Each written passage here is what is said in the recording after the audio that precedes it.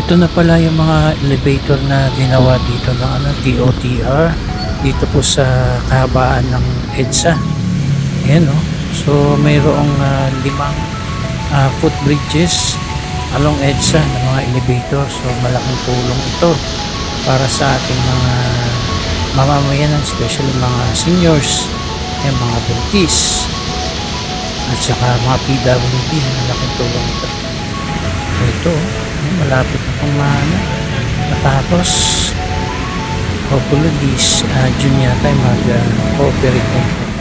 Good morning guys, ito na naman po si Kuya Ron TV at mag-update po tayo dito sa sa proyekto ng DOTR, itong mga elevator na inilagay po dito sa kahabaan ng EDSA. Samahan niyo po ako at tingnan po natin yung mga elevator na ito na ginagawa po dito. Napadaan lang tayo dito at na-tsempo na mga nag-uulan na ngayon. At ito nga, nakita ko na nga itong project ng DOTR na mga elevator, Ayan. So mukhang maayos naman, pagka natanggal na rin itong mga nakatakip dyan. So andito tayo sa may monumento. Tara, panik tayo dito. Ayan, so nakikita nyo naman kung gaano rin kahirap, lalong-lalo na kung may mga dala-dala ka, may babies, ay malaking tulong po talaga yung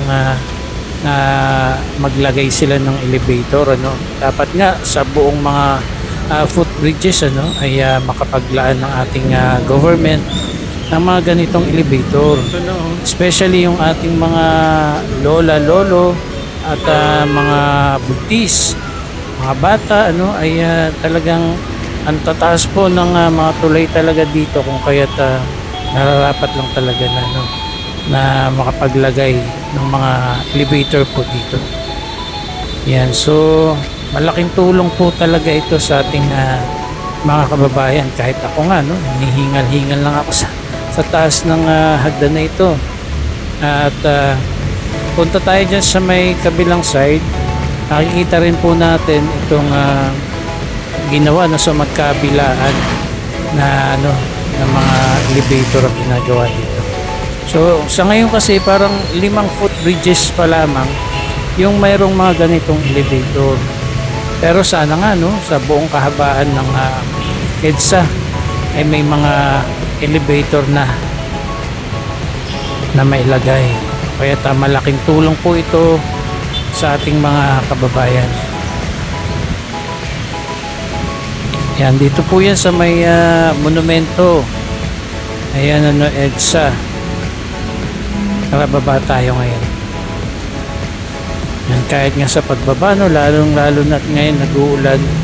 Nakakatakot din bumaba ngayon dahil madulas din, dahil basa nga yung ating mga sapatos. Yan, dito tingnan naman natin dito sa side na ito, Yan, so ayan, so sa gitna din pala, ayan, may elevator din pala ginawa.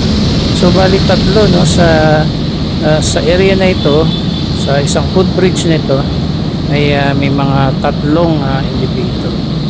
So malaking tulong talaga ito sa ating mga kababayan, At po, hindi na papanik sa taas ang ating mga seniors.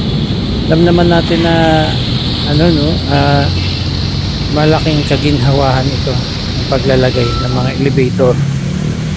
Salamat sa ating government, dahil nakapaglaan ang ating gobyerno ng budget para sa mga elevator sa kahabaan nitong EDSA.